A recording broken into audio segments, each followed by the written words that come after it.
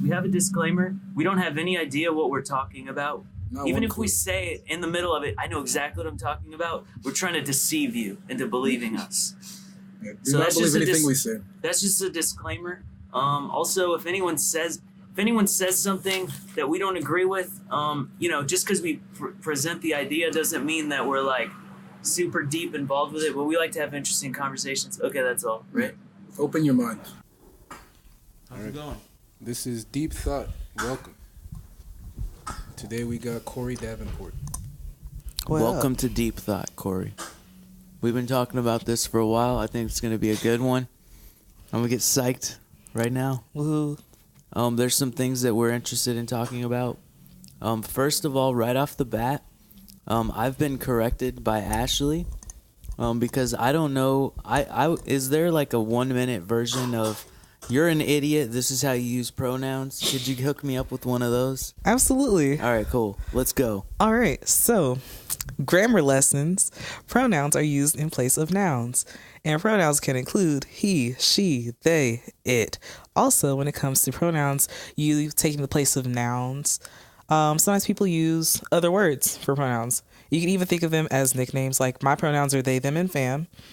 And All right, fam. Fam? exactly, fam. That's pretty cool. Yeah, because like I actually got that, like I guess like my mind was like blown wide open by one of my exes, and like her pronouns were she, they, and boo. I was like, actually, boo is definitely a pronoun. World of possibility. So yeah. All right, cool. Nice. So with that being said, what are your pronouns? I think I'm just he He, cool. or him. I also like he. He, him, cool. All right. But if there were more, I'll take them. I might change it sometime. I don't know. Feel free. You don't have to feel attached to them either. Anyway, Can so I it's adopt fam at least. Absolutely. yeah. I'm gonna call you fam every once in a while too. I appreciate Just so that. people know I know. Yes, that makes me really happy, actually. All right, and then you become legendary. Yes. But definitely, I wanted to start with. Well, first you could however you like to introduce yourself, or what you do. Yeah. Oh, fuck. Tell us about Corey. Yeah. My name is Corey Davenport. I do a lot. I'm an artist. I'm a community organizer. I am apparently like a budding sex educator, casual/amateur. The first time I ever met you was playing piano at Broken Spoke. Was that the first time we met? We didn't meet before that? Oh, well, I'm an artist. I'm a musician. I play 50-11 instruments, including piano and electric cello. Yeah, that's about it, I think. Sex educator. I'm also a sex worker. What else do I do? I think that sums up generally like me and my occupations and hobbies. How do you feel about the word thought? I love it. I personally call myself a hoe more often in the Frenchified version of spelling HEAUX. But yeah, thought feels a little like abrasive for me. I feel like, just the implied luxury of hoe is what appeals to me most. So yeah. Cool. I remember meeting you at a studio though, and you were playing piano. I still don't think that was the first time we met. Where do you think it was then? At a show, at an open mic. Really? Yeah. And then we re-met because like I saw you, I was like, oh, I've seen you before. I don't know. Yeah. I love how like both of like y'all's first memories of meeting me were like me with piano. That makes me cool. feel like I'm doing something right. Yeah, that's cool, right? For the record, I think you were a she at the time. Yeah. So the other thing, like with pronouns 101 and like just gender in general, like this shit's mad fluid, hella fluid.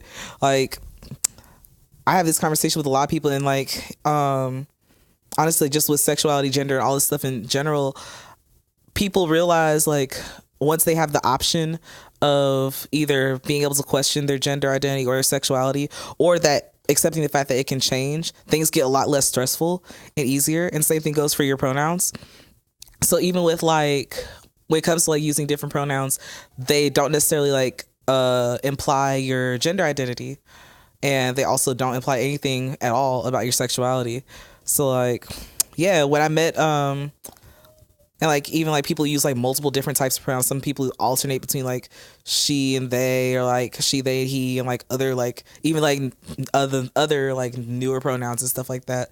So yeah, at the time we met, which was like a year ago or so, more or less. Yeah, definitely beginning of 2018. Yeah. So like I actually also use different pronouns in different settings too. It really just like kind of depends. So like at that time it was kind of like mostly she, just around people who didn't know or I didn't care to like explain my gender identity to. And then they, if like you understood it. And then now it's more of just like yeah, you just kind of gotta get with it. So yeah. Yeah, I just wanted to start it off with gender identity. Yeah. Gender is a fucking trip. Like, I've done so much like reflection when it comes to like my gender identity over the past like year or two or so, like year and a half. And like, I'm like, just like starting off, I identify as a trans masculine non-binary person. And like, I was assigned female at birth and all of that. And like, even like at one point my pronouns were like he and they.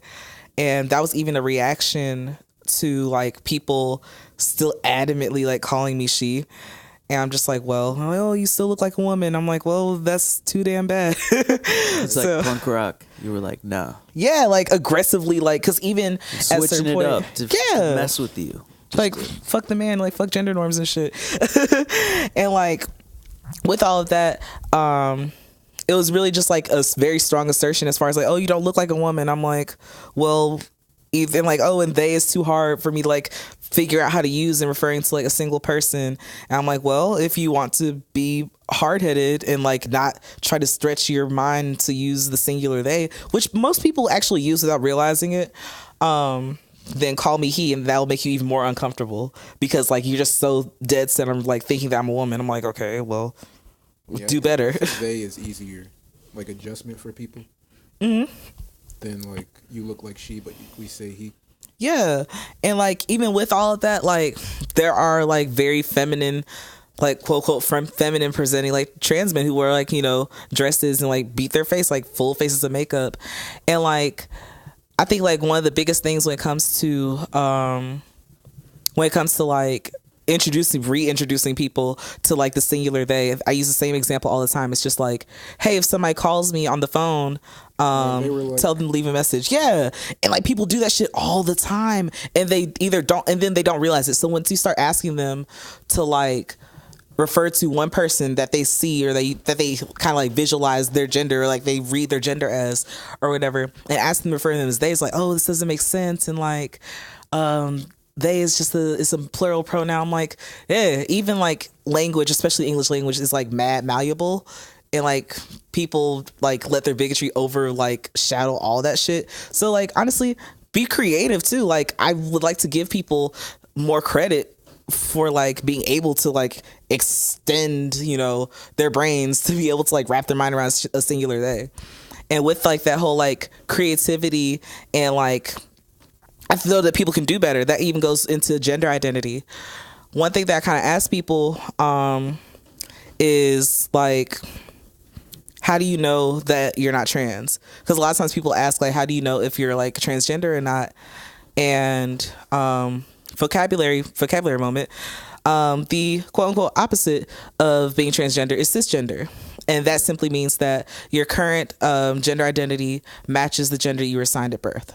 So more often than not, people with penises are assigned male at birth.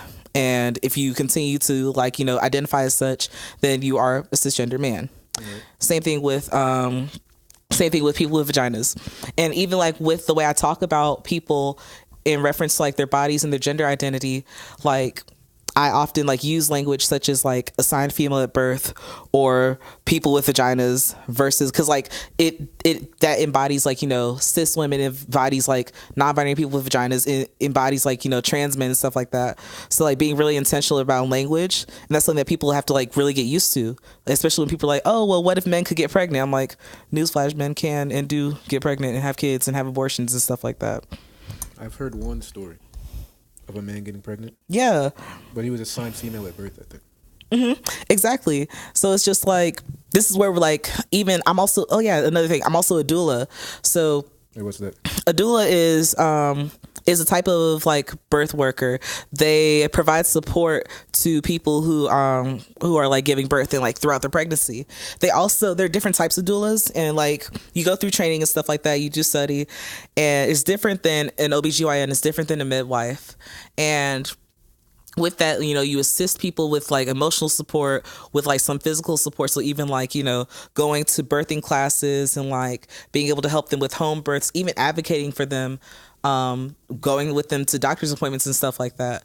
So there'll be like, you know, the doula, there's the person giving birth, and there's also like, you know, the birth partner who may be a grandparent, who may even sometimes may be the father of the child or the other parent of the child.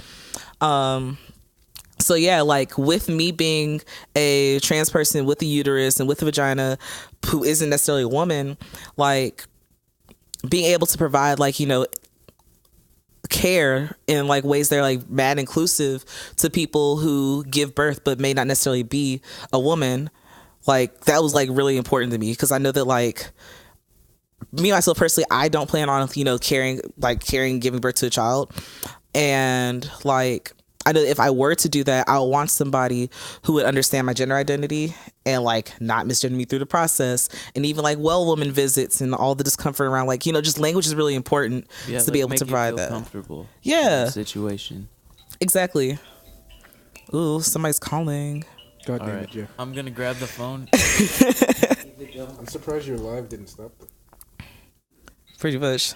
But yeah, like even when it comes down to gender identity, like I use a few different like ways to like how I relate to gender. So as I like mentioned, I'm trans masculine, and like, you know, like when it comes to like the whole gender spectrum, it's kind of like more on the end of like being a trans man.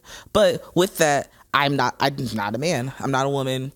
Neither, both-ish, all of that. And like, you Seems know, like if you imagine a yin yang, trans masculine means instead of being all the way over here, you cross just over the line. right, exactly. And like with that, I kind of like relate to my gender in like a really fluid way. And like sometimes I feel gender fluid, sometimes I don't. I kind of like the idea of gender plasma, where it's just like this blob / morphing light situation. It's really interesting. I find really like interesting and creative ways to like relate to my gender. Even this one word that I found, it is maverick. It's like maverick but Frenchified with QUE at the end.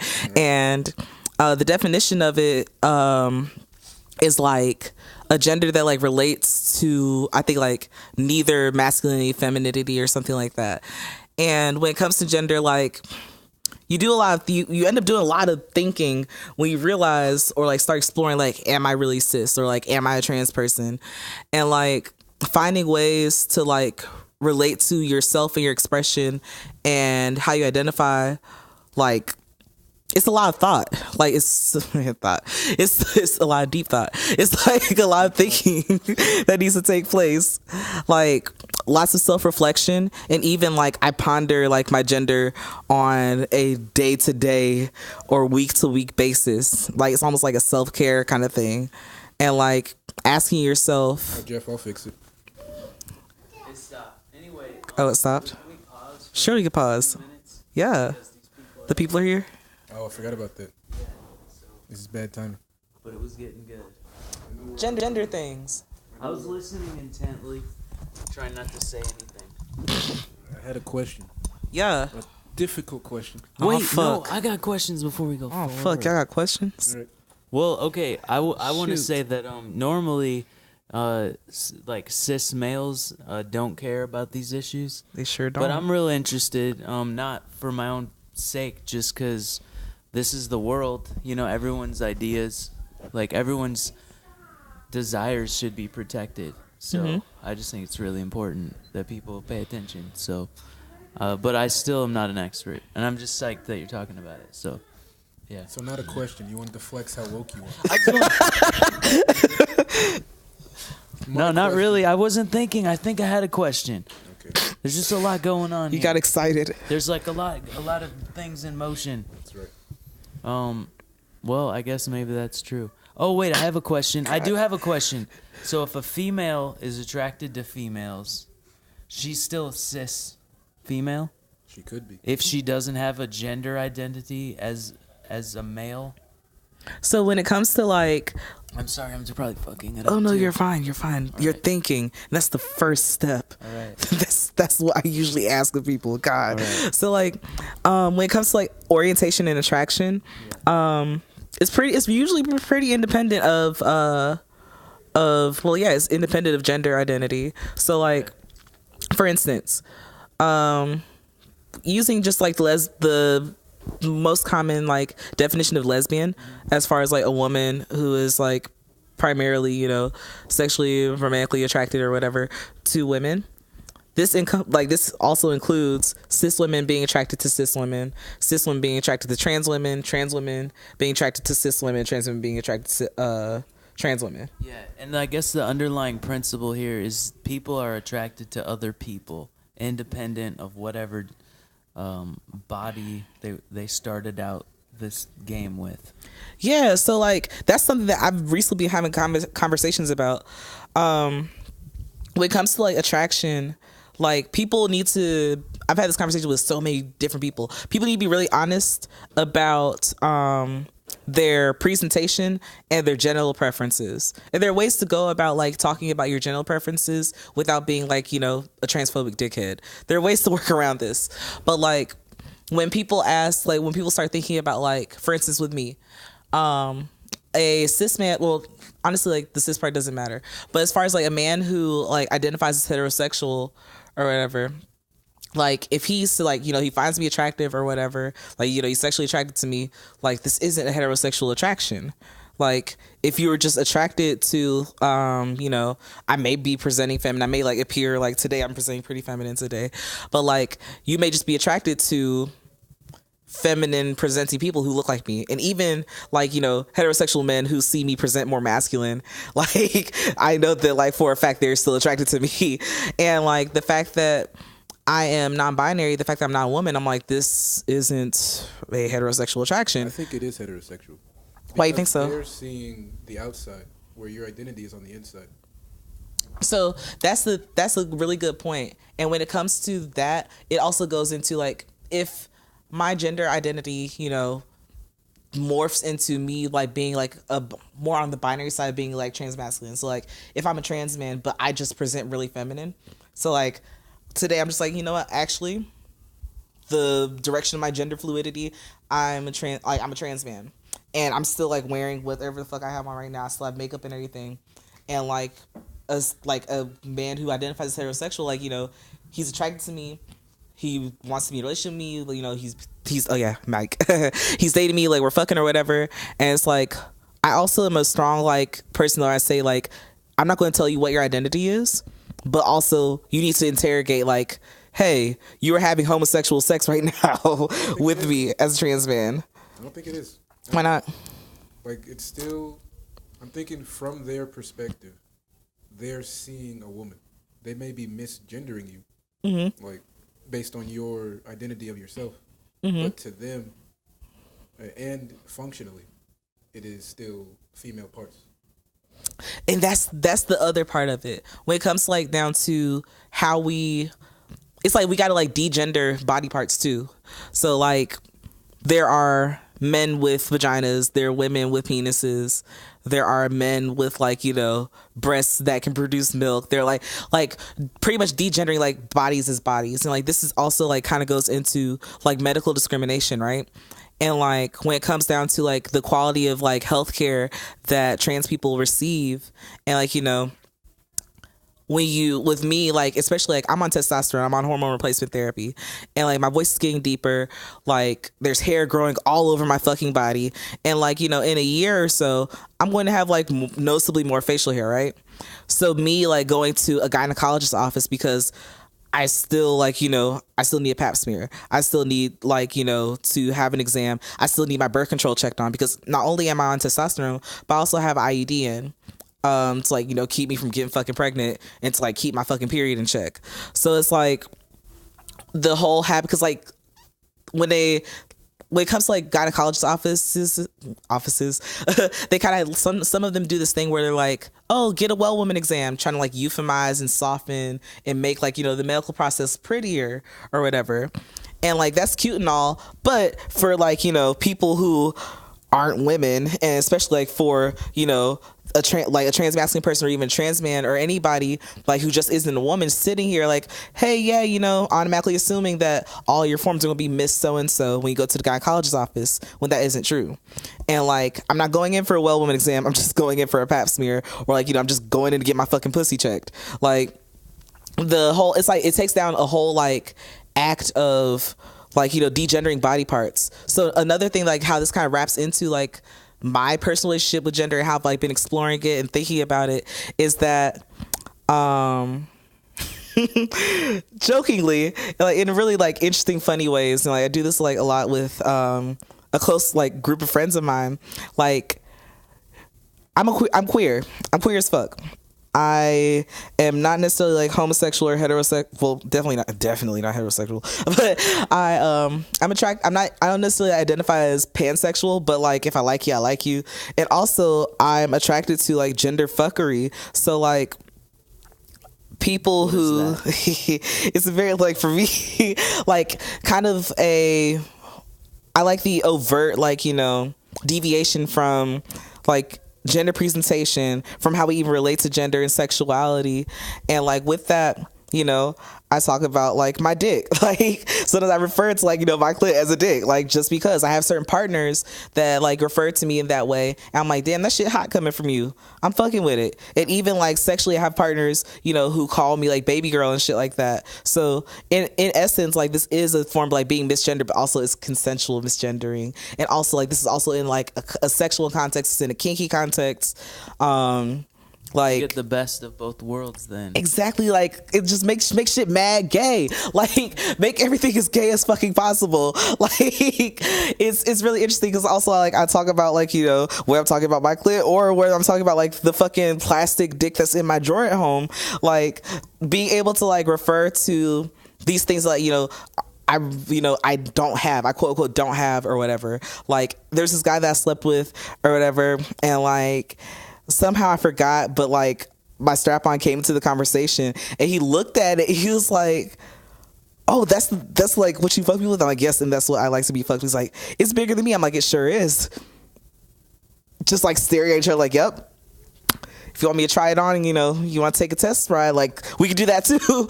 So like just like my relationship to How like did that work out?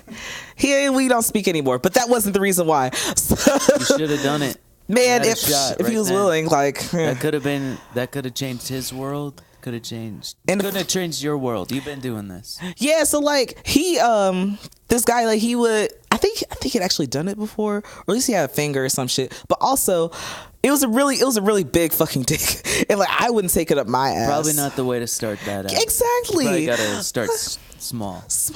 Yeah. Small. All right. At least smaller, like, fingers. Yeah. Like the butt is a very special place. It's fun. But like when it comes down to like just sex in general, like this like allowance for fluidity and like allowing to like just be creative. And honestly, like when you start breaking out of like these like we break out of the norms of just like what sex is supposed to be from a heterosexual standpoint, as far as like just a man's penis in a woman's vagina, and like when you get men that are into pegging, and when you get like wait, what is that? Pegging. Oh, yes. I don't know this shit. Yes. Oh, so okay. pegging is anal penetration, most often with a dildo versus like with fingers. Otherwise, most people just call it fingering. Yeah, with like a dildo. I'm not necessarily going to say by a woman, because they're also like there are also like, men who will put on strap-ons anyway, but that's primarily like the context in which like people use pegging, and it's delightful. It's fun. We're getting so far away from the 2 questions I had. No, it's all right. I'm okay. Oh yeah. Hey, I'm digging this part because Yeah. she's excited to talk about it, and I think a lot of people, if they listen to this, if they have the same ideas and feelings, they now are like, you know what, I can say it too, how I feel, All is welcome at Deep Thought. Yeah. Which brings me to my other question. All right, go, How do John. you feel about adding S to the beginning of LGBTQ? Oh, Adding what? S. S? Straight. he wants it at the beginning. I haven't told him why is it at the beginning. Because Why here's you the gotta? thing. I don't care where it is. It's already been at the But beginning. if we have a rainbow, how are we going to leave out a color? And I specifically got this idea because of 2 people that are borderline homophobic. I'm not going to out them. But they felt out of place. They felt like, one of the quotes they said is like, it feels like you can't be straight these days. Which is stupid, right? But it is a real feeling of straight people feel almost pushed away, which it makes sense because LGBTQ community is coming from a place of oppression, so they have to push back. But I'm saying, shouldn't the final goal be the rainbow, like all the colors together? I love this question. So, the whole reason why, like, the LGBT, like, Q plus acronym exists and why the rainbow, like, exists is because of that oppression that, like, you mentioned. And, like, it's because of straight people. There's no reason for them to, like, be included in the LGBTQ, like, acronym because they made it so that, like, LGBTQ people are separate. So like you can't kick us out. It's like you can't kick us out the club, and then once you see us having fun over here, you can't ask to be back in.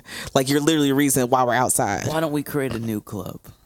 No, okay, I'm kind of seeing how it sounds like all lives matter. Yeah, I was gonna say it's like the response to Black Lives Matter when people are like, no, what about this? But it's like, also, well, it's this is like- the whole reason they made this. Coming from someone, I have struggled with my sexuality, right? Mm-hmm. Now, it feels like if sexuality is fluid, then we can't exclude straight from that. Like, what if someone identified as like straight queer or straight plus? So it's cool that you brought that up. So with when it comes to like the LGBTQ like acronym, just like all of it, there are sexuality is fluid. And there are even people, who go between like queer and being heterosexual or bisexual and being heterosexual. And there are also, there's also like a thing called demisexuality. And like with demisexuality, one definition is that you need an emotional, like, it's like a lot of times it's like more found on the asexual spectrum as far as like being repulsed, or like not having a sexual desire, to like having some type of sexual desire, also known as allosexuality. And with demisexuality, it allows room for people to say like, I don't experience sexual attraction until like I have an emotional connection. And also even like with like asexuality, there's also gray asexuality. So like there's kind of like this, there's like this period or like this like flow or spectrum between having sexual attraction and not having sexual attraction, period. So it's like, You called that what? Gray asexuality. Gray asexuality? Mm-hmm. Okay. So with that, as far as like being queer and straight, right? It's like that fluidity. I would say that like it's still, you call it like like gray queerness, or even like a form of bisexuality, right? As far as bisexuality doesn't necessarily have to be 50-50. And like if we just like go ahead and, for the sake of like brevity, we talk about it. Yeah, like if we talk, because I had this conversation a couple weeks ago with someone. Like for the sake of brevity, we'll talk about like bisexuality in reference to two genders, as far as like binary genders. And like if you are attracted to men and women, then like it doesn't necessarily have to be you're 50% attracted to men and 50% attracted to women. It could be that you're 99% attracted to women and there's like 1% or like a very specific like type of guy that you're into or whatever. And if you decide to hold the identity of being bisexual, then congratulations, you're bi. And like there have been so many times that I've had this conversation with people that they realize like, oh, well, if that's the case, I guess I am bi. I'm like, well, congratulations, your copy of the gay agenda is like in the mail. Like, that's all it is. And like, it's okay, because there are people who have been like, I've had sex with, like, I've tried, like, to watch the porn, like, this kind of turns me on. And also, like, even the type of porn that you watch doesn't, like, determine, your orientation. Your orientation, and also sex acts do not determine your orientation. So, like, even if you've never had sex with a man or whatever, and you think, like, you identify as bi, you're bi, or, like, you're gay or whatever, like, congratulations, this is your identity. This is it. This even goes... You gotta say it? Yeah. What about fluidity? And even with fluidity, if you think this is it, but you forgot about fluidity. As far as this is it, like, this is what it can be. I'm here to just check everybody. But you also said that if someone has sex with you, it's a homosexual. Well, you said it was a homosexual attraction, not that it was they are now gay. Right. So, like, I would say that this right now is not a like, I would say, like, if you identify as heterosexual, right, and you had sex with me, I would say that this is not you're not having sex with, like, somebody of, like, a woman or whatever. Like, this isn't heterosexual, like, attraction. This isn't heterosexual sex. This isn't straight sex. And, like, with that, it's less of a thing, like, for me to tell you, like, congratulations, you're gay because you fucked somebody who isn't a woman. But it's more of, like, let's interrogate, like, your sexuality. Like, even if me, like, if I, my fluidity, my gender fluidity landed in the cup of me being a binary trans man, like, congratulations, you just had sex, like, you're attracted to a man. Like, a man that, like, has hips, ass, a vagina, like, and, like, On the border, though. You're towards the middle of the circle. What circle? The yin yang. You're towards the middle of the line, is what I'm trying to say. It's not like the binary line. Attracted to a man. John is trapped in a binary world. So, like, for me, like, because there were times I'm like, I'm leaning more towards, like, a male identity, as far as, like, how my gender just decides to, like, land on the fucking spinning wheel sometimes. And, like, this is where we get back to the question of, like, people need to be honest about their presentation and their general preferences. And, like, so for instance, one of my exes, when we first got together, he told me, like, yeah, I'm into women and femmes.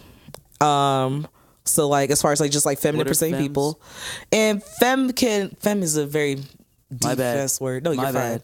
So femme is more or less an identity. It can also be a descriptor. It could be the description for lesbians or like bisexual women as far as, like, feminine presenting. And also it can be an identity in itself as far as being non-binary and being a femme.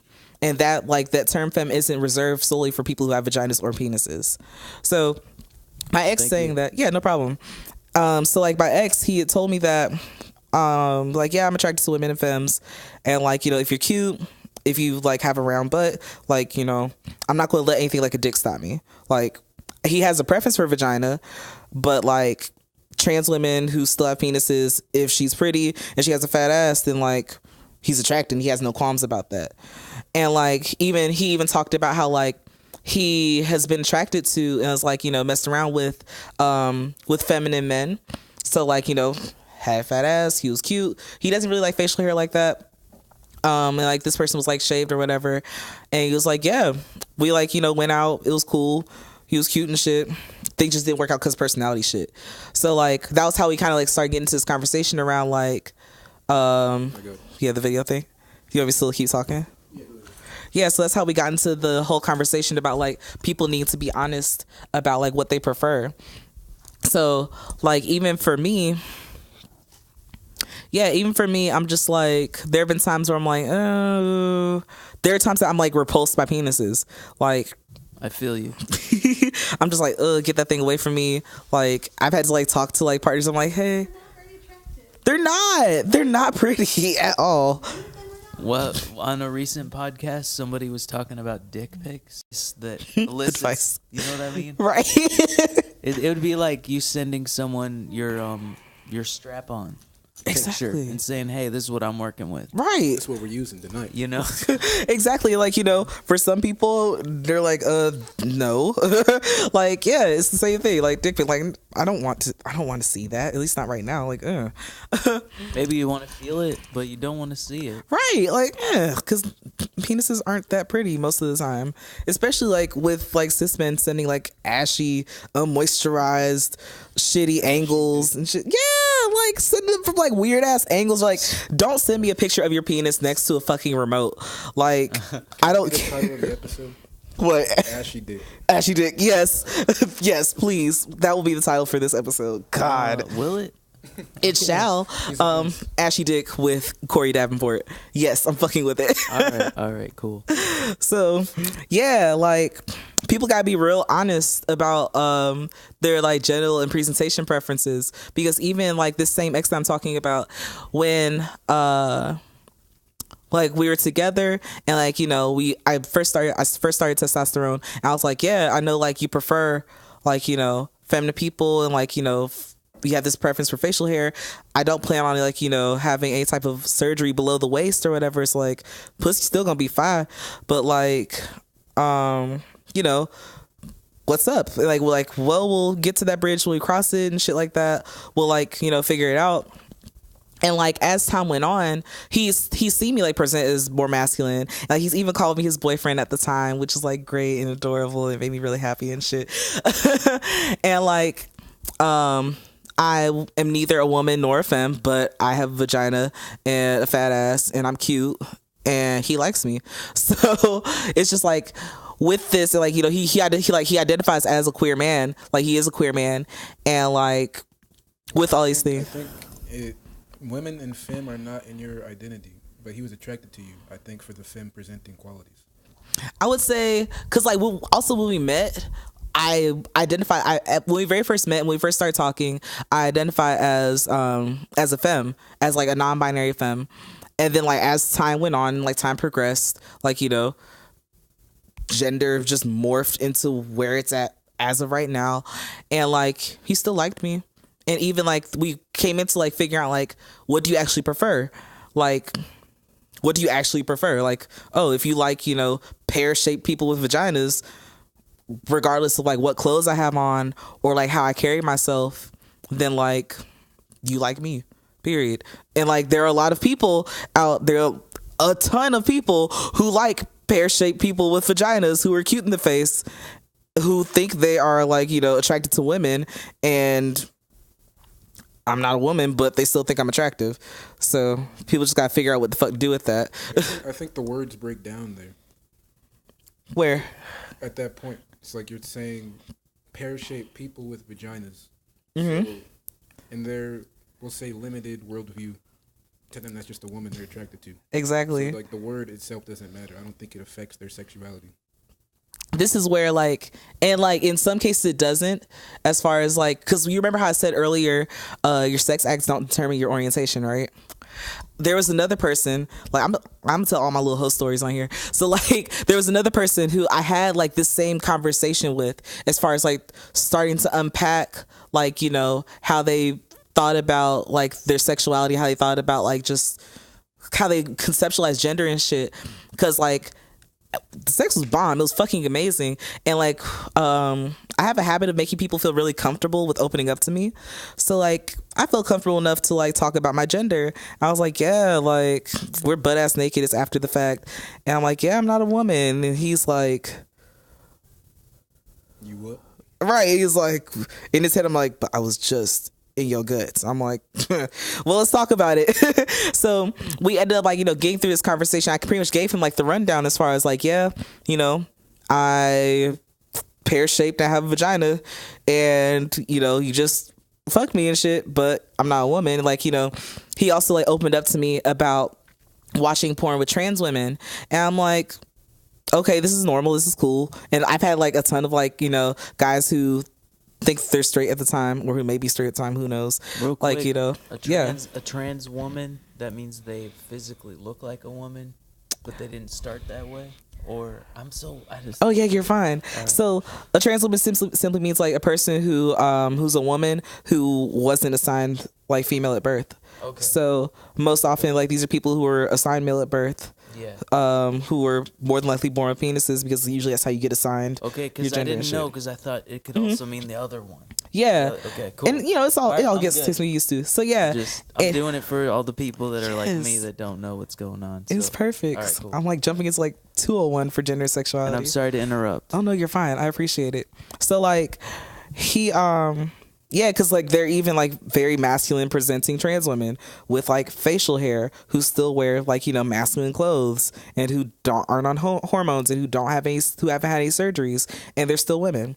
So like he told me that like he watched porn with trans women. I'm like, okay, like guys just feel like this. Well, cis straight guys just think this is some big secret that like makes them gay.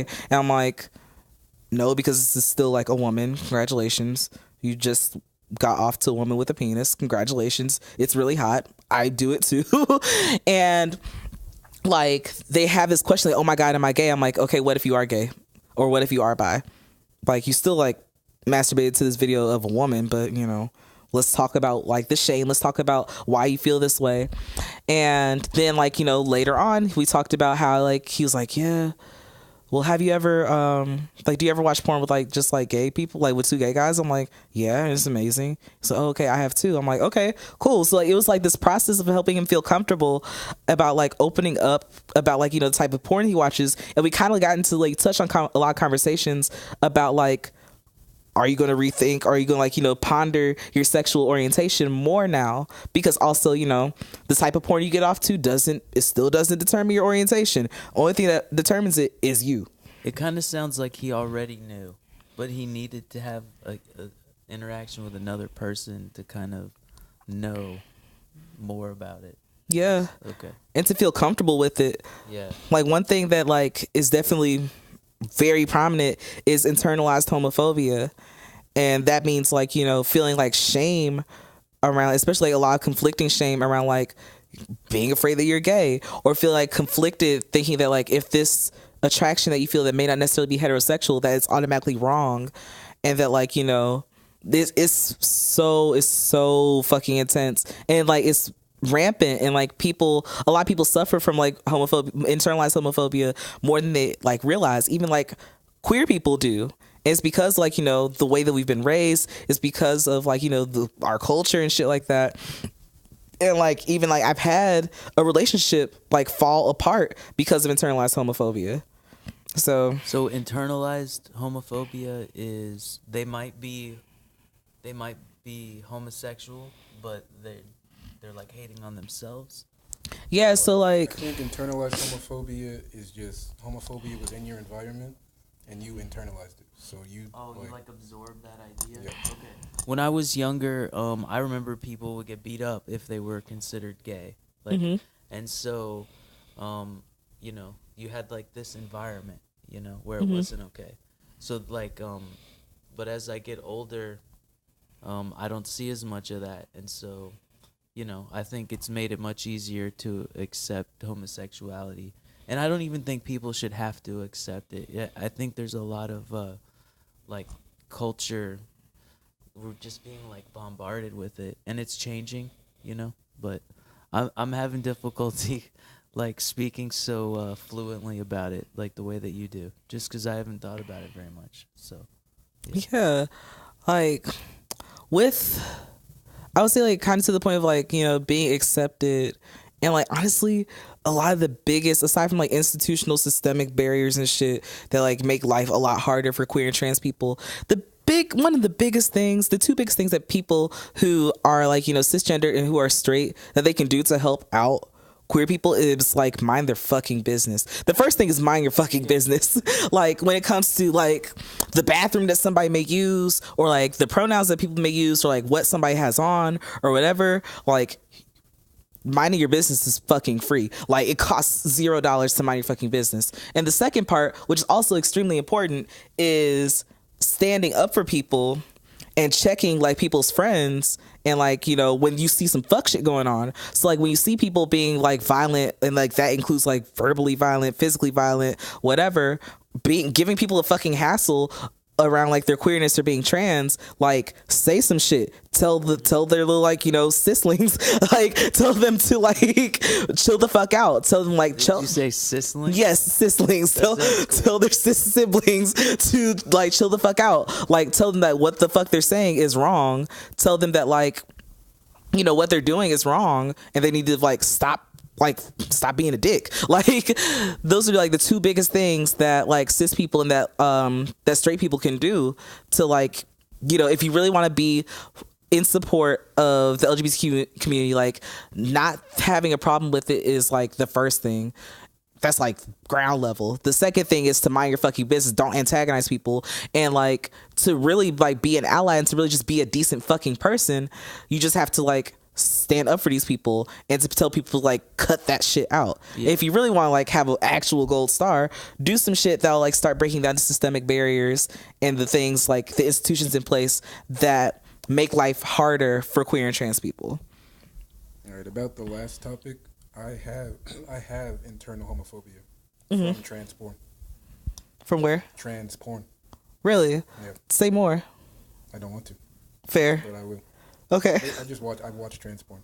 I guess the way I rationalized it was because it just kind of evolved, right? Porn is a drug, so to me it just felt like all of the like visual cues that stand out to you, like women and dick, essentially. They just got combined into one thing. I would say so. Like, I feel that, and like I've thought about like, you know, I thought a lot around like that same sentiment, right?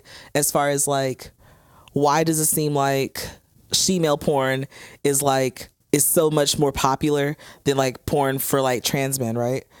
Like, why do people like? Why is there this obsession of like, oh my god, you're gay if you watch like, you know, she-male porn compared to watching a trans man porn? And like, you know, people don't even realize that like there is porn of trans men. It's like, well, what's the point? You don't have a dick and you don't have titties. Like, what's the fucking point of watching it?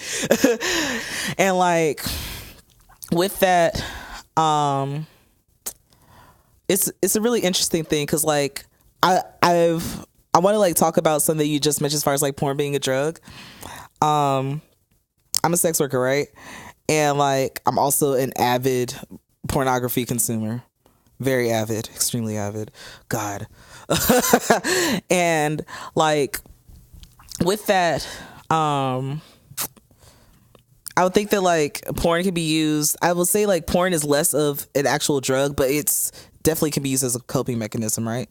And even like if anything, the like chemical like pop-offs in your head that happen when you masturbate, you know, like the orgasm and shit like that, you know, all the dopamine and oxytocin and shit that just like start firing off when you're aroused, and like then when you masturbate, and then like, you know, when you orgasm, and like, you know, it's a feedback loop. The shit feels good, and especially when motherfuckers are depressed like me and shit, like, you know, getting like when we have like these like serotonin deficiencies and shit, like masturbating is like one of the best ways, like the healthiest ways honestly, that gets us out of bed, that like, you know, helps us cope with shit, and that also just like feels good, period. Even if there's nothing wrong with you, part of like honestly having like part of a healthy sex life is knowing your body and like knowing what makes you feel good and knowing like what brings you pleasure and shit like that. Okay, I'm wondering if it's personality or maybe what we were assigned at birth.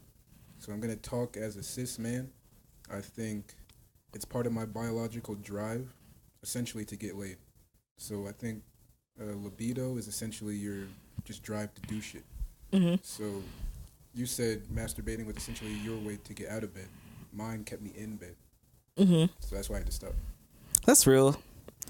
And like full transparency, shit, with me and my depression, I also like it keeps me in bed.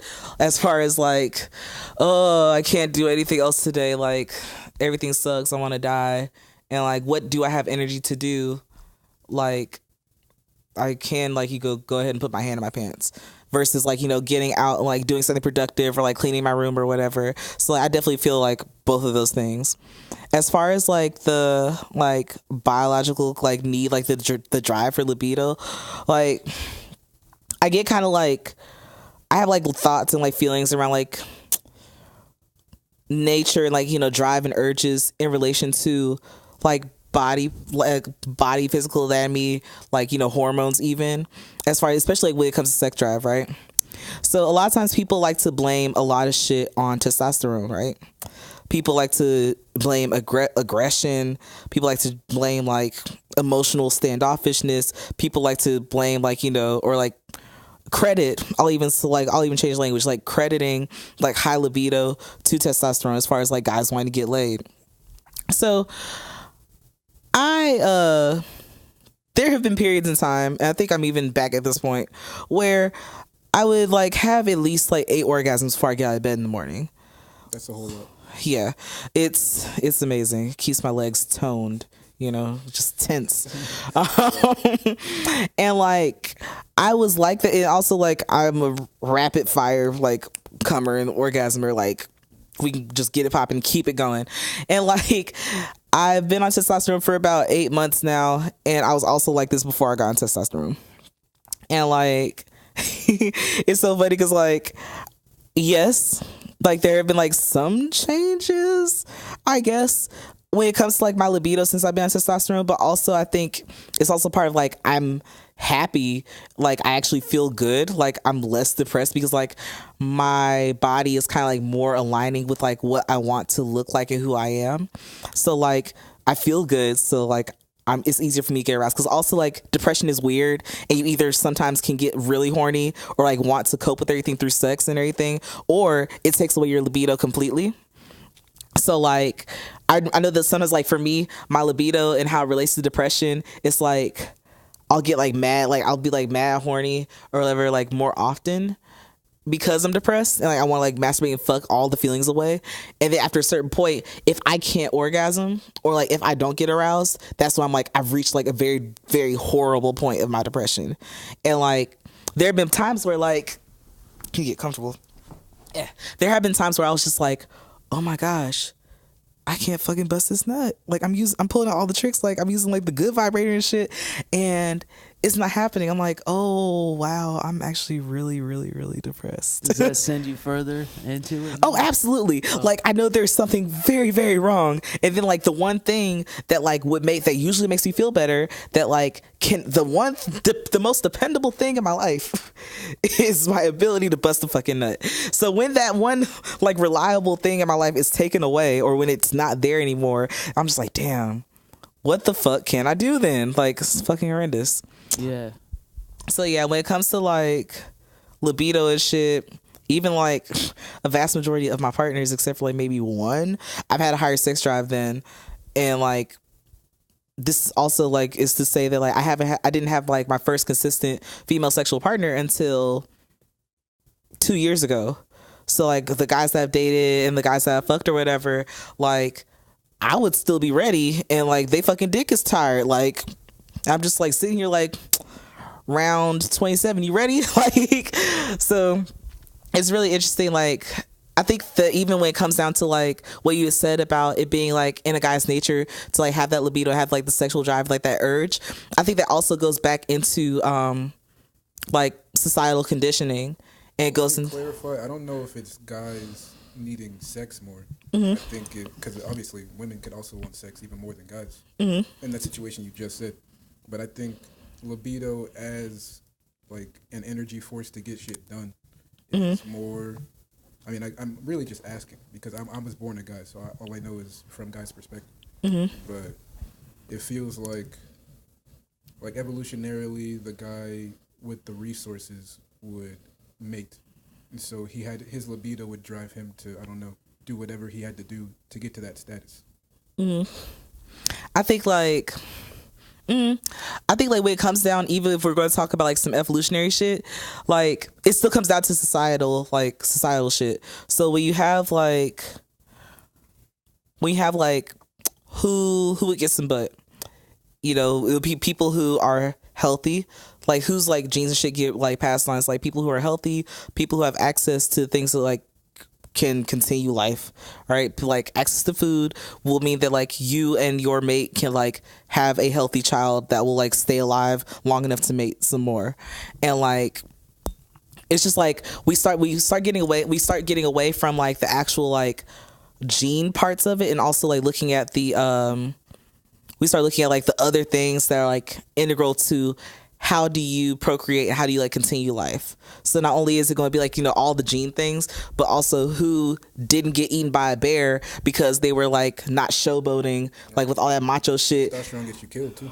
Right. So it's like I think like even like just like ego and like male ego and like just like patriarchal like masculine macho shit, like oh, I'm going to like flex and like really like appealing and strong to all these women, and I'm gonna like do some knuckleheaded ass shit like wrestle a bear, and then you get eaten by a fucking bear. Well, your knuckleheaded ass like as all like with all the testosterone and like macho bullshit coursing through your veins, you're dead and you can't procreate. And like, you can't have no kids. So it's like this quote unquote natural selection of like of people. It's like, the people who are like timid or whatever, who just don't talk to mates and don't have kids. And then like the people who are like so macho, they do dumb shit and jump off of cliffs to show off. They both get weeded out. Exactly. So it's like, I feel like honestly, a lot of it is less of the actual like amount of like pure testosterone, but it comes down to like decisions that are made, and it comes down to like access to resources and shit. And like, the gardener who may have been timid or whatever may have had like, a low T count. He may have had like, like a low sperm count and shit like that, but because he had access to the wheat and like he lived by the river and shit, right? And like also he wasn't doing no dumb shit like getting eaten by a fucking bear.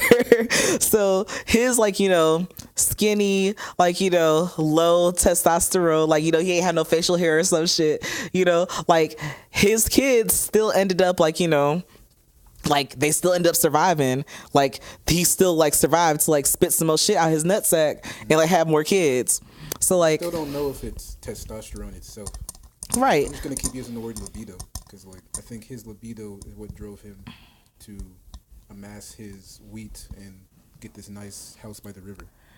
And I think another thing about that is that like we're also operating off the assumption that all societies were like strictly like heterosexual. So like people like queer people and like queer relationships and queer sex acts have existed into like prehistory, and like animals. Right, and animals. And like one of my favorite songs I've been listening to recently is No Compute by Funkadelic, by Parliament Funkadelic. And like it's a song about a trans woman. It's a song about George Clinton fucking a trans woman, and like it's a really funny song. You gotta listen to this. It's amazing. It's so great, and like it's a funny song sometimes. Like it's a funny song because like he's talking about like he literally goes through like it's just music playing. He's talking. He's like kind of like telling the story, talk about a poem and shit. He's like, yeah, I got horny one day. Man, I got tired of masturbating, so I was gonna get some butt. I went to the club and like he started spitting game with this woman or whatever. She was like, oh, no compute, acting real coy and shit. And then she was like, yeah, I would love to, but like my birth control pill. And then he was like, well, what'd he say? He was like, yeah, all looks are not alike, all holes are not a crack, and spit don't make babies. So he's talking about, I'll just fuck you in the ass or whatever, like all this other shit. And she was like, all right. So at the end of the song, he's like, yeah, I see her with her, like, he also like properly gendered her throughout the whole song, but like he's like, yeah, as I sit here looking at her with her wig cocked to the side, she's snoring like a 1978 Buick or whatever. She got this smirk on her face. It looks like all looks are not alike and all holes are not a crack. So it's just like the song, like, in the end, like it alludes to like, her being a trans woman. And in the end, like, cause like, he's just like, well, shit, I still did it. I know she's a trans woman. I was horny. She was cute. And that's what it was. So like, I just like always have to bring that up. And like, I just think about like, we know like people know how babies are made. People have known how babies are made since people have been making babies. And like, people know that you don't have to have like a marriage and relationship to like raise a child, and you don't need these things to like create a child. So it's like there were like, you know, people who were essentially like sperm donors in prehistory and like other civilizations who like, you know, queer relationships were like, we still gonna get kids, we still gonna procreate, this community is still gonna like procreate and survive and like, you know, continue on. But also like, you know, life partners can be anybody with any type of like genital configuration. So like when it comes down to like the drive and the urge to get things done, like, I mean, not that women don't have it. Yeah. I feel like that is what it is for men. Yeah, it's like, what is it for queer men? Like, what's the drive for like queer men to get stuff done? Or like, interested in, I mean, queer men. I'm more interested in if you were assigned female at birth and you're on hormones or something. Mm-hmm. Do you feel the same, or how would you even know? As far as like the drive to get shit done. Yeah. Like, cause I mean, I'm also just bullshitting because at a certain point, it's just people get shit done to get. People get shit done to get shit done. What's the premise here, that you're trying to do stuff to get laid? Not to get laid, but the same, like. Emphasis. Just motivation. Like, I feel like it's the same energy.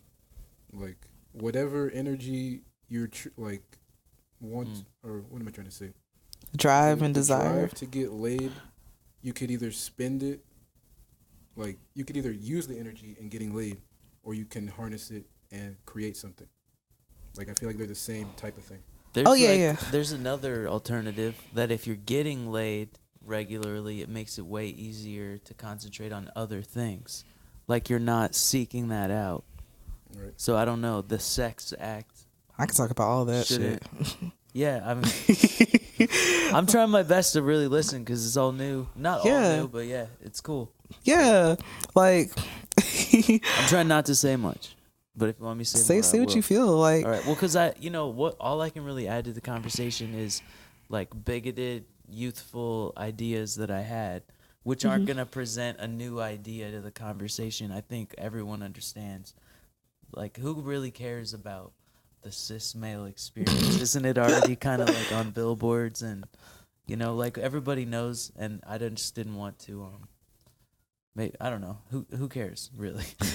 I'm so glad you said that. You know what, it's really cool though, because I think maybe 10 or 20 years ago that it, like there was kind of like, well, if he's okay with homosexuality, then he must be a homosexual, there was a time when that was a thing. And people are still thinking that. We were like in punk bands, and we were like anti-sexism, anti all the bullshit, and people were like, "Oh, you're gay," and we were like, but like it would kind of hurt too, because you're like, "Fuck," like they're getting me, And this is where like phrase, yeah, and like that's like part of like the homophobia part.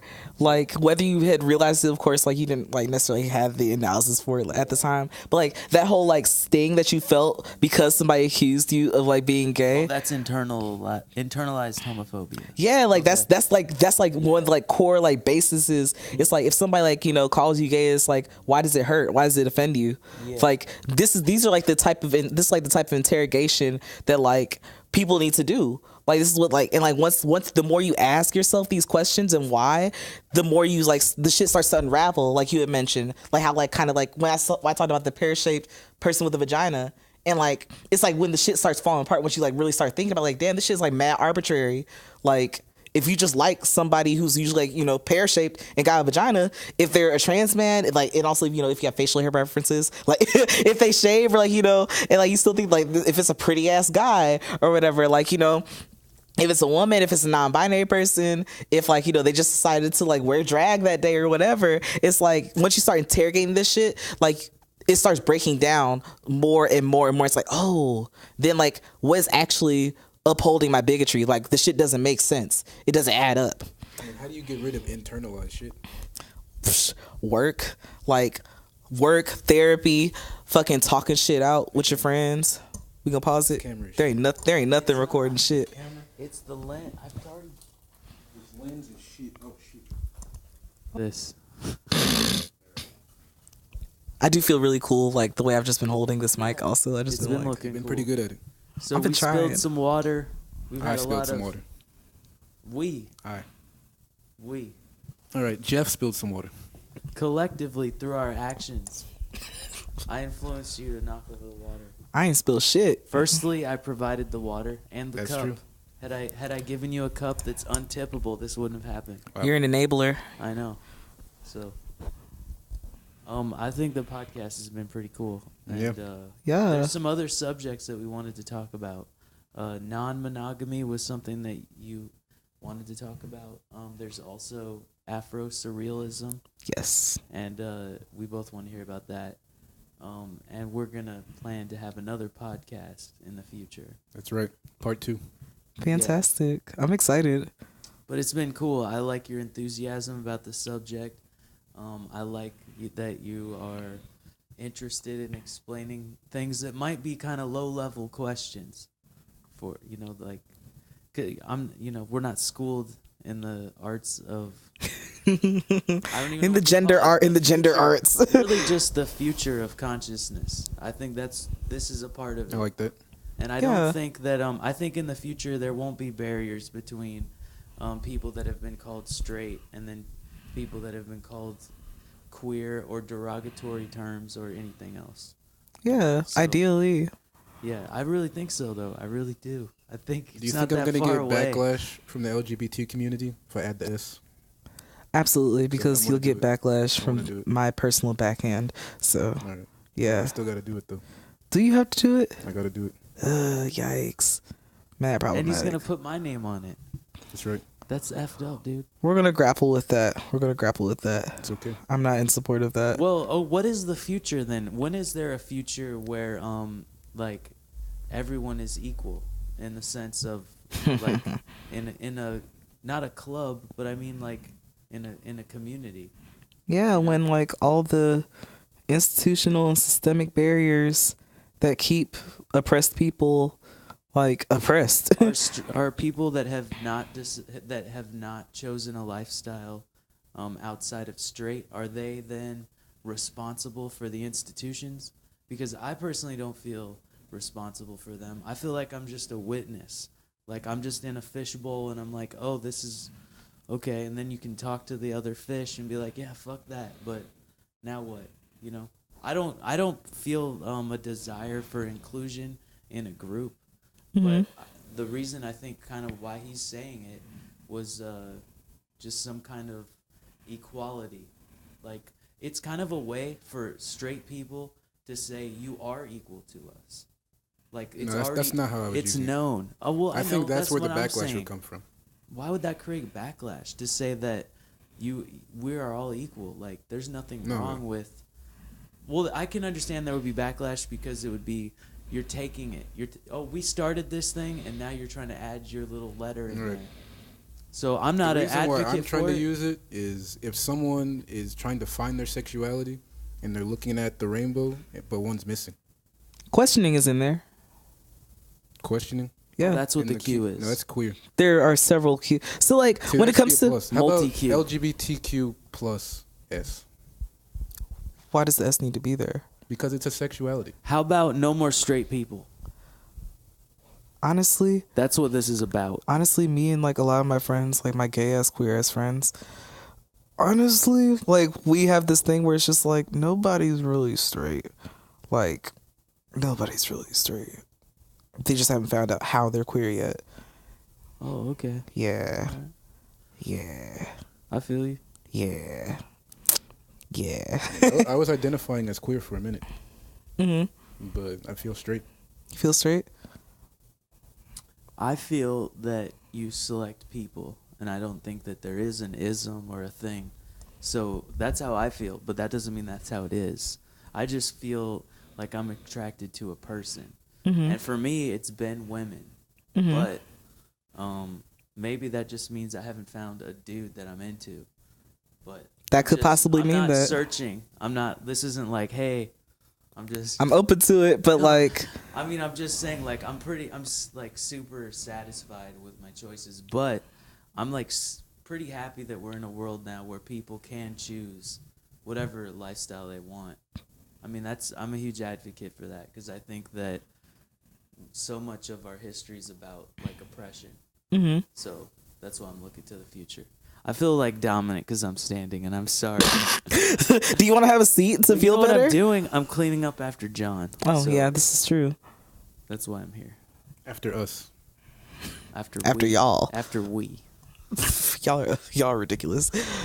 Yeah, so like when it comes to like, you know, you feeling straight, you know, as of right now, you identify as straight. This is what you are right now. Yes. Until otherwise, if otherwise happens. Exactly. Like, congratulations, you're not in the LGBTQ club anymore. That's it. You can stay over there. And like when it Why is there an over there though? That's what I'm saying. because straight people created it. Because Not me. People before me. I'm just So- like, hey, this is what people. These are just words that I'm learning, and people are just talking to each other. And what if I'm just silent in the whole process? Then I still have accountability as one of these other people. yes. Also, you weird. said she-male porn was straight.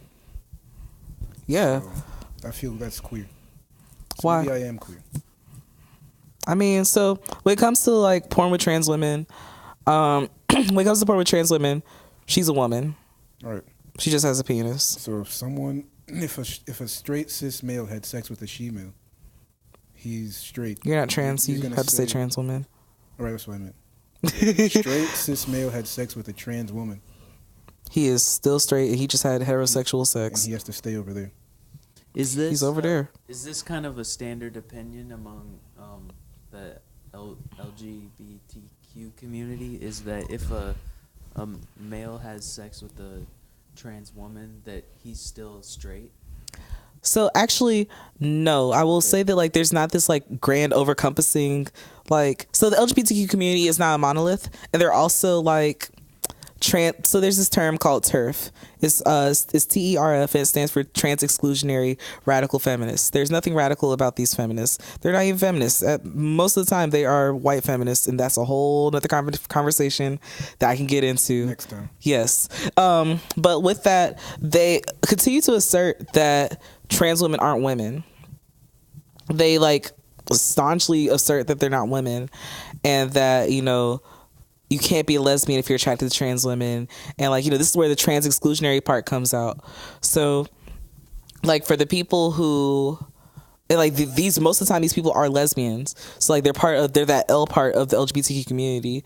So a lot of times, like, you know, there are like, and like even honestly, to be very, very honest, there is a lot of transphobia within the LGB, like everything except for the T, right? Mm-hmm. So like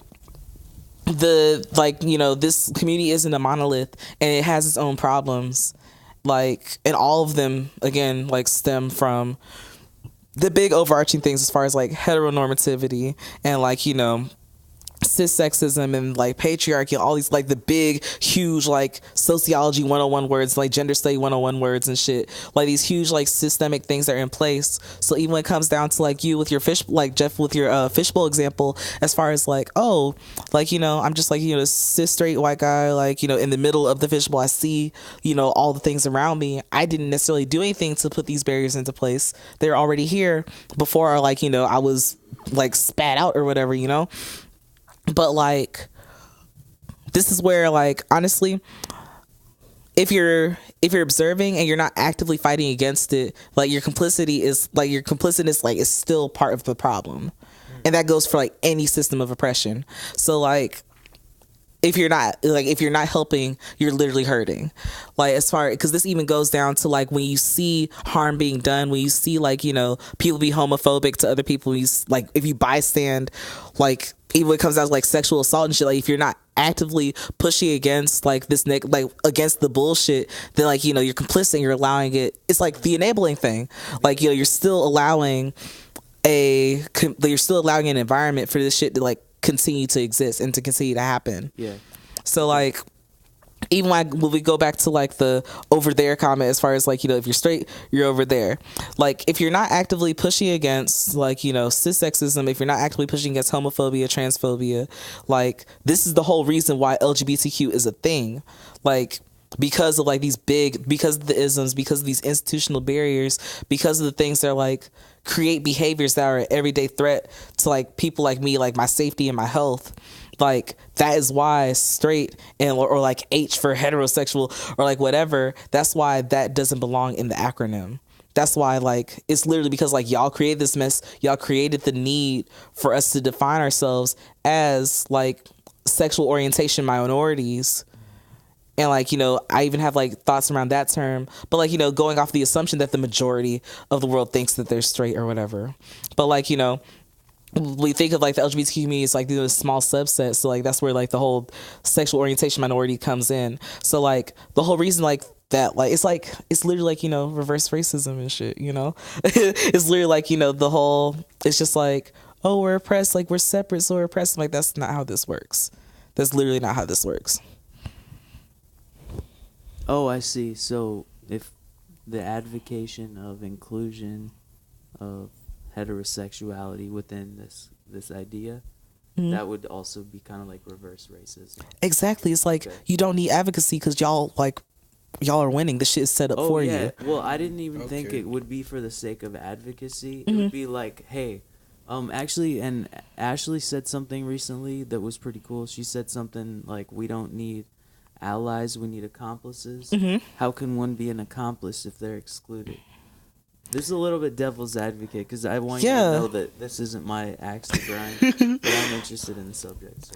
Yeah, so like with your exclusion, like it's like you don't have to be like part of the club. It's like with queer people, I don't feel slighted. Yeah. Okay. Like when it comes to like, you know, queer people or whatever, and like I'm just gonna go ahead and use queer as the blanket term for LGBTQ plus.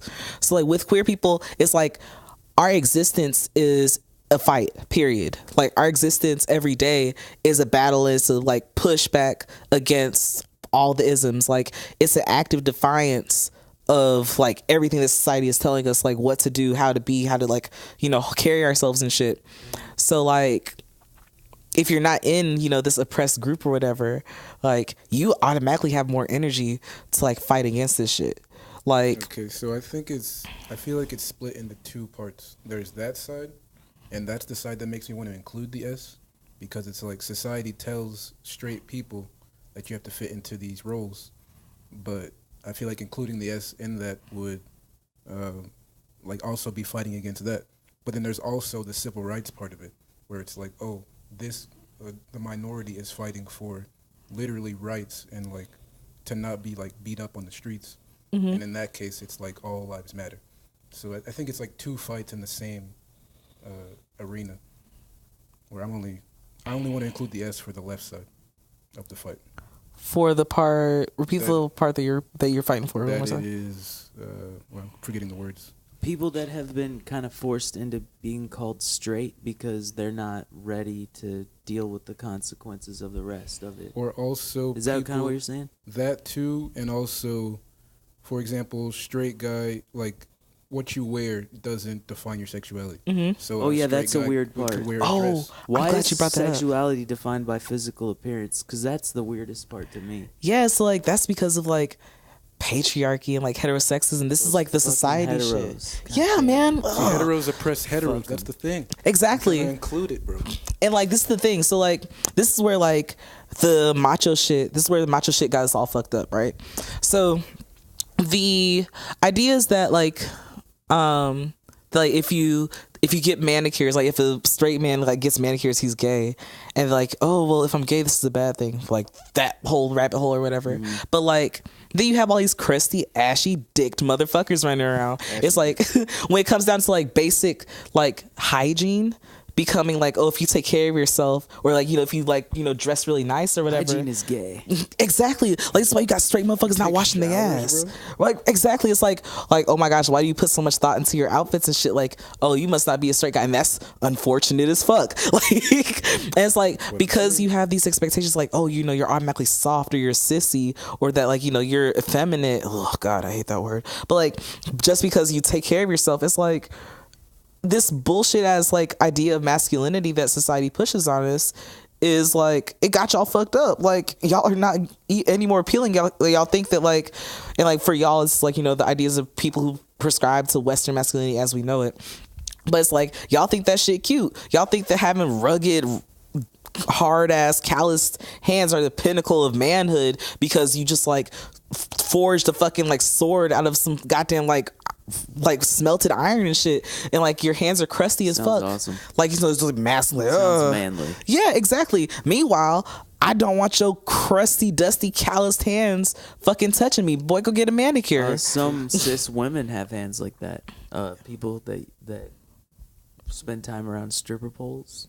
Yeah, so like even with that, right?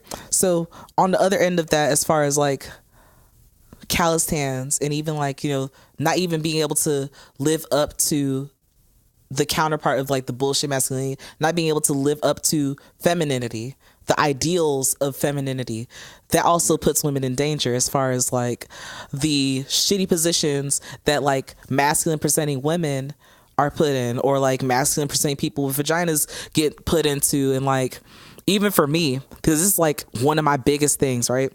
I'm a trans masculine non-binary person.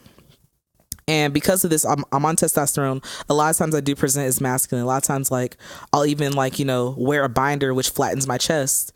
And like, I feel most comfortable most of the time when I present as more masculine. And for these reasons, because of the way that bullshit ass masculinity is set up in our society, people automatically think that I'm trying to be a guy. People automatically think that I'm aspiring to be a man, and I'm aspiring to like, you know, live up to these like goalposts and like shit of what masculinity is supposed to be, right?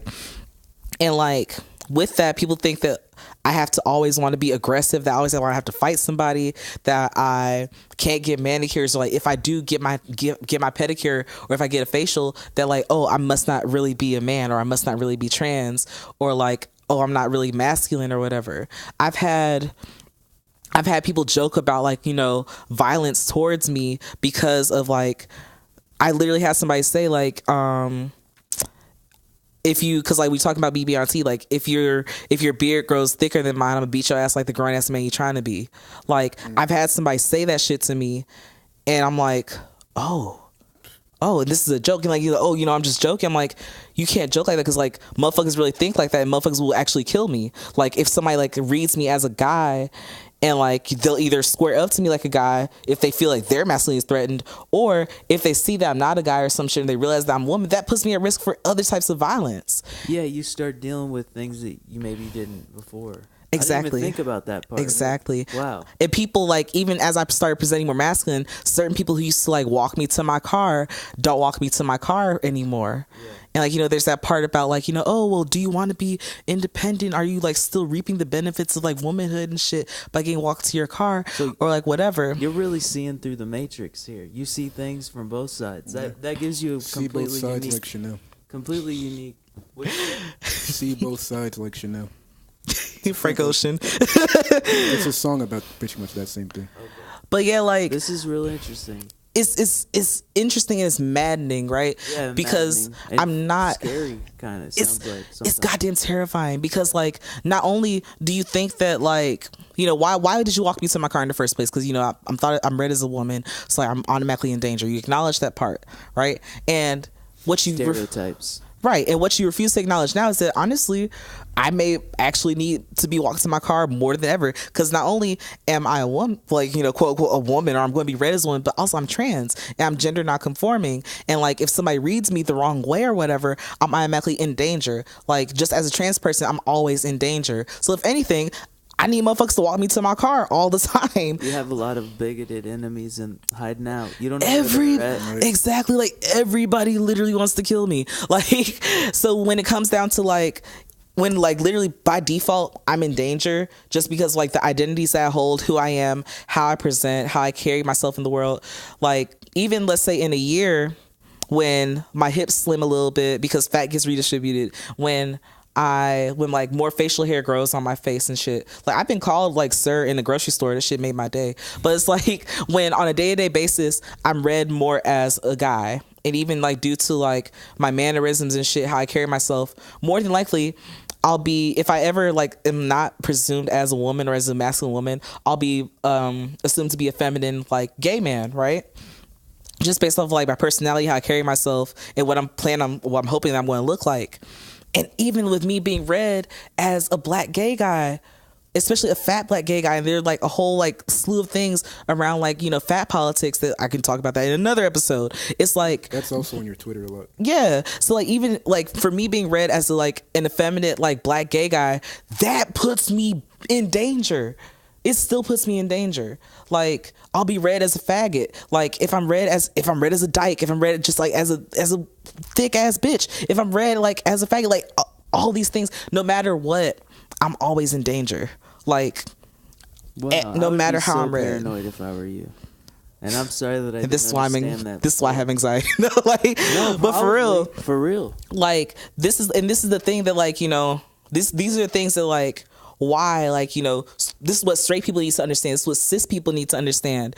And like when people say that like, oh well, I've never heard anybody blah blah blah, and like they've said harmful ass shit like that as far as like, you know, like the grown ass man you trying to be, without realizing like there are literally people who will beat my ass.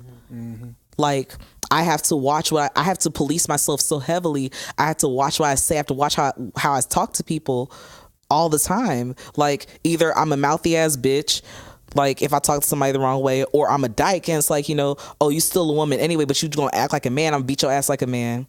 Or like if I'm like, you know, read as a feminine gay guy or whatever, I'm just a faggot, I'm gonna get my ass beat. So it's like Your antagonist will pick one of these weaknesses. however the fuck I get read that day. Exactly. So however the fuck I get assumed. Wow. And the fact that like, you know, I am so like fluid in my gender and my presentation, like ideally I would love to like, you know, look like and be able to move through the world as a feminine gay man who may wear dresses occasionally. Like ideally what I would like to look like would be like, I would not have breasts. I would not have like, my hips would be like straight and narrow or whatever. My ass would probably still poke a little bit. Oh fuck. I hate being pear-shaped. I absolutely hate it. Like I would love to be like, you know, shaped like, you know, even I would even like appreciate if I could trade my hips and my ass for a gut. Like if that was like the trade-off that I had to make, I would easily do it. And like, you know, I have body hair now that like wasn't there when I like made it through like my first puberty. I call like me going like through testosterone therapy, I call this my second puberty because damn near what it is. I had acne and all kinds of shit. It was bullshit. My voice dropped, bullshit. And like I don't even remember my voice dropping, but it obviously did. Shit, I remember. God, I remember. It's a few months ago. So like it's like ideally I know that like I would love to look like, you know, just a short chubby like feminine gay guy, and like I would still probably wear makeup occasionally. I believe in myself. Thank you. I need that belief.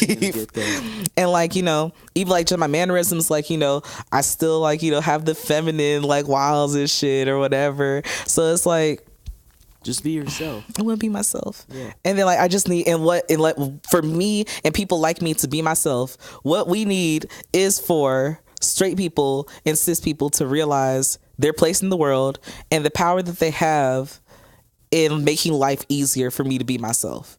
And with that, it is checking your friends. It's like, hey, that shit's fucked up what you did, what you said. Don't do this shit again. It's like, you know, it's like organizing. It's becoming an organizer. It's like, you know, marching in streets. It's attending meetings. It's like, you know, using your access, your privilege, like, you know, your money, because also like statistics, right? We're talking about like the average income I think for trans people is less than 20,000 for the vast majority of trans people in America. Like poverty, probably because of discrimination. Exactly. In a lot of cases. Between discrimination, between like lack of housing, between like, you know, jobs, between like being kicked out at the age of 13 because we were gay or trans or whatever. Like all these like there's so, and like these are like the institutional barriers. These are like, you know, the isms that affect our lives in like these ways. And then healthcare, the average life expectancy for a trans woman is like the age of 35. And that's between being murdered, and especially for Black trans women, like that's being murdered at alarming rates. That's dealing with inadequate health care. That's dealing with like, you know, incarceration because like, you know, trans women automatically get assumed to be sex workers. And then they're automatically like, if they're just outside of a store, they're automatically looked at, oh, you're soliciting. And then you get locked up. And because you don't have a job, you end up, you know, because you don't have the money for bail, you end up staying in jail. And then you're like, you know, the fucking like guards and shit abuse you, your fellow inmates, because you end up in a men's prison but you're a whole ass woman, you end up getting like assaulted and shit, and then you end up dying. So it's like these are like the institutional barriers and shit that like I've been bringing up throughout like, you know, our talk, that like this is why, and like all these reasons are why the S can't be part of the LGBTQ, you know, acronym. Like you, like it's like we don't move the same, we don't have the same difficulties. I feel like there might be another solution. But what you think? I don't know, but I agree with everything you're saying. Yeah, It's just that you say cis hetero people need to understand this, but it's really just bigots. Like we already alluded to that cis hetero people oppress other cis hetero people's expressions because of whatever this passed down homophobia. But like I said, that's the other part of it why I can see why the S doesn't need to be included. But then the other half of it is that the cis hetero people stomping expression, where they say, if you do this, it makes you this. So I wanted to show people that you can still identify as this and do whatever you want. So like, I'm glad you said that, because like that was where we started as far as like heteros fucking up heteros, like, and of course like already fucking up the queers. But like when it comes down to what was it? Because I just lost my thought.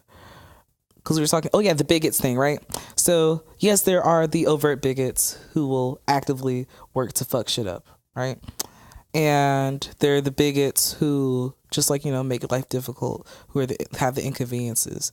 And then there are also I think like they're also, well, not even that, I think they're also the bigots who don't realize that they're bigots. It's like it's the internalized stuff. Yeah, it's the internalized shit. And it's also like it's just like the racists who don't realize they're racist. So it's just like the people who call cops on black people randomly, like, or like, you know, because they feel like they're not supposed to be here, but I voted for Obama and shit. Like a lot of the same ways that like people almost have a grip or an analysis on race, especially in America, this shit can map directly to how people like have a grip and analysis on like queerness and like the oppression. Like, you know, oppression mirrors oppression mirrors oppression. And like it's where we have to start like thinking about shit, like breaking shit down and re-realizing and recontextualizing shit. Like even when I brought it, like even when we made that connection between reverse racism and homophobia and shit, as far as like like straight people are oppressed, like when we made those connections, it works the exact same way. I don't feel oppressed. I'm just saying that. Good for you. Congratulations. I'm just putting that in there because there are people that say that. It's a little bit. Oh, I'm oppressed as a straight Christian like white guy or whatever in America. I'm becoming a minority. I'm like, we all know, like, just look into the camera. Like, but yeah. So like, when it comes down to like the internalized shit, right? Or like the very small acts of bigotry, because like, you know, bigotry is bigotry, period. So it's like when we get into like the small, like, you know, homophobic things or transphobic things that may be accidents or that may be slip-ups or I didn't realize it was that big of a deal. When it comes to like accidental misgendering or microaggressions, even when it comes to microaggressions, like when it comes to like, if y'all haven't noticed, like, I'm really intentional about language, like the words that I use and how I word things. And like when it comes to like media, as far as like a very subtle microaggression that even like people who consider themselves really inclusive in media use is so and so identifies as XYZ. And a lot of times even right, exactly, instead of saying is.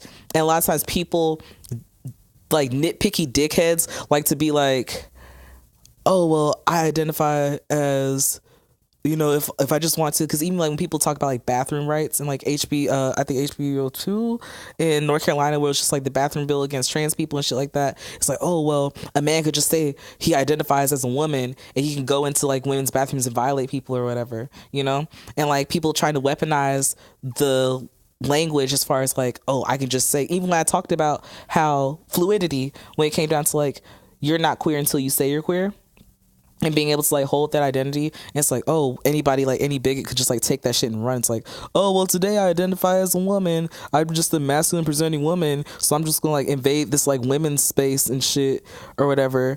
And like then people try to use that to back up like the fear around like transphobia and shit. So like these like small microaggressions, they uphold and they support these institutional things to like, make life really fucking difficult. So yeah, like all that shit put together is just like, it comes down to like being willing to deeply interrogate yourself and your motivations and your actions and your thoughts, and like really asking why to a lot of things, like starting questioning a lot of things that you've been taught, like start thinking about and reflecting on the way you move through the world, and like even just like pondering your own gender and presentation, asking why you're offended or why you feel like this needs to be a thing. All right. So yeah. Well, I appreciate you coming on. We've been Thank you for having me. But we're gonna have another one. This is awesome. Yeah, I'm glad that you were here, and I hope you had fun. This is so much fun. I love it. Oh my gosh, I have this conversation all the time. So yeah. All right. Thank y'all so much for having me on the show. You want to plug anything? Yeah, sure. My Instagram is Corey KORI.Davenport. That's on Instagram. My Twitter is Coriander KORIANDRE, like Corey Andre. It's Coriander D on Twitter. And like, don't follow me on Twitter unless you already like see me like talk about a lot of raunchy ass shit. I talk about sex very often. Or see images of such things. Oh yeah. Yeah, also seeing things. So yeah, I'm a sex worker. I sell videos and clips and shit. I talk about my sex work on Twitter. I talk about sex a lot. I talk about kink, BDSM a lot on Twitter. Yeah, my Twitter is not safe for work at all. It's unfiltered. It's raw. Not safe for life. It's not safe for anything. Like, it's live and fucking direct. So yeah, that's all I got. Thank you for coming on. Thank you. Yeah, thanks. This has been Deep Thot.